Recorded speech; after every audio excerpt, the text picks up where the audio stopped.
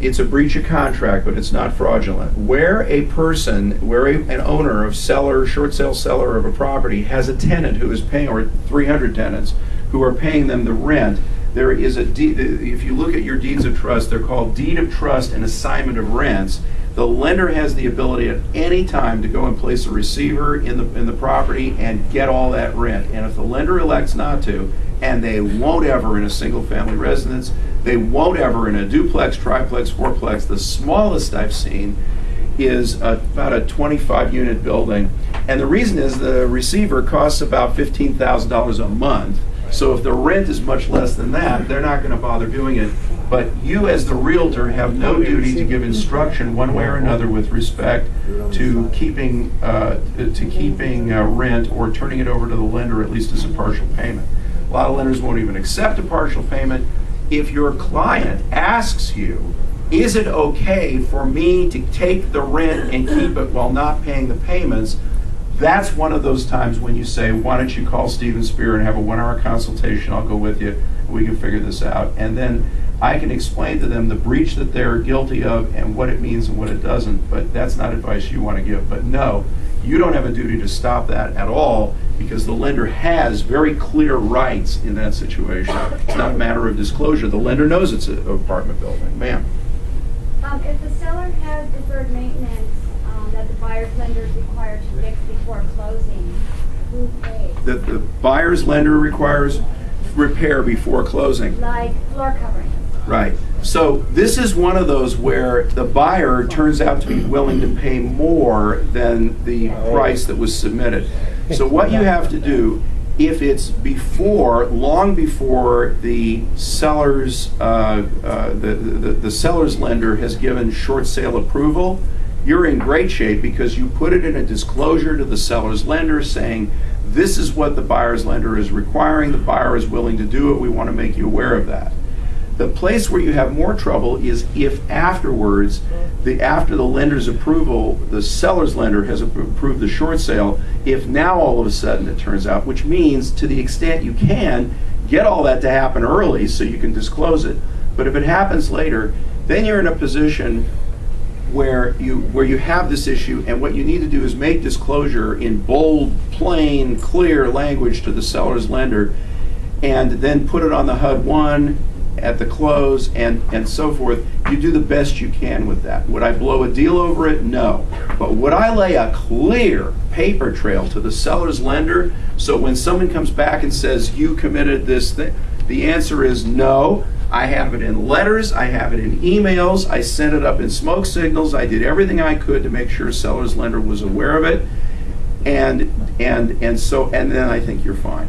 But it's got to be really bold and really out there, and it isn't once. It's do it and send it again, and if you don't get a response, say, here's a copy of the previous correspondence, I just want to make sure you've gotten it, and so forth. You want to be big and colorful about it. Sir? What about strategic default? Strategic default, and then we have time for 2 more questions, and then I have to run to a meeting where I'll be defending a realtor in a transaction who could have avoided this entire thing through simple disclosure of physical defects and didn't. And so just bear that in mind. The answer on strategic default is this. There are a lot of people who can pay their payments, and let's say they owe $800,000 on a property and it's worth $500,000, and they can make the payment, but they'd rather take the hit on a foreclosure than to do this. That is a person who definitely, especially if they owe a second and a third, who needs to have a consultation with a lawyer. And the reason is that some of those loans are recourse and some of them are not. I will not ask for a show of hands because it'll be an embarrassing answer. Don't raise your hand, but think in your head, do you think a loan is non-recourse because it's purchase money? Because if you do, you're wrong. It has to be 3 things. It has to be purchase money, and it has to be 4 units residential or less, and it has to be owner-occupied. So if it was a refi, it's out. If it's a rental, it's out. If it's 5 units or more, it's out.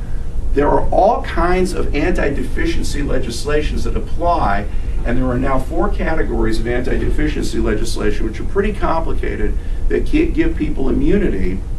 But some HELOCs are non-recourse. and some hard money loans are full recourse. And so you need anyone doing a strategic foreclosure needs to know if their loans are actually recourse or not, and they need to know what their credit damage will be, and they need to know what their tax consequences will be. One here, and then one more question. The gentleman in the back, go. When you said owner-occupied, is it at the time, or is it owner-occupied for the first Good. couple The question is, when you have owner-occupied, what was real? And this is the same question as when you're applying for a loan. Is it owner-occupied if I closed the deal, slept there one night, and never lived there again? Or is it still owner-occupied if I lived there for 18 years and then moved out? Or does it need to be owner-occupied at the time of the foreclosure? And here's what it boils down to. It's eye of the beholder. The rule is, you go back to the big rule of justice, which is that courts look to and promote good faith behavior according to reasonable standards. And so what it's going to be, it's not going to be a matter of the position taken by the seller or the borrower. It's going to be a matter of what a trier of fact decides. Was it really your primary residence? If it was really your primary residence, then you probably have immunity. The place where it gets more complicated is where it was your primary residence for 28 years, and then you rented it out, and now it's being foreclosed on. Most of the authorities, meaning the case authorities, say that that still was your primary residence, but there are some that don't. And so it's a matter of negotiation with the lender. It's unclear. It's unclear. And the last question of the day, sir. Yeah, if you represent the seller and you have 2 or 3 offers, is the seller supposed to sign acceptance of any of those when you send them to them? You have 3 offers, you said, Okay. and then... Does the seller need to sign the contract as accepting? Does the seller need to sign the contract as accepting? If you represent a seller, and your preference would be that they not be legally bound, okay? But that is entirely up to the lender, and that is differing from lender to lender and from Monday to Tuesday. I'm going to tell you by now, most of the lenders want to see a signed live contract that hasn't expired and is legally binding. But there are still some lenders who are perfectly willing to consider a transaction where there is no binding contract, where it's either expired or it never existed to begin with. But they're in the increasingly smaller minority. Final comment. Ladies and gentlemen, first of all, I very much appreciate your questions. I love coming to this office. South Bay Brokers is the best. It's wonderful.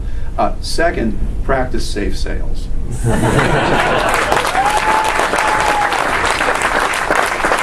Thank you, Steve. Great.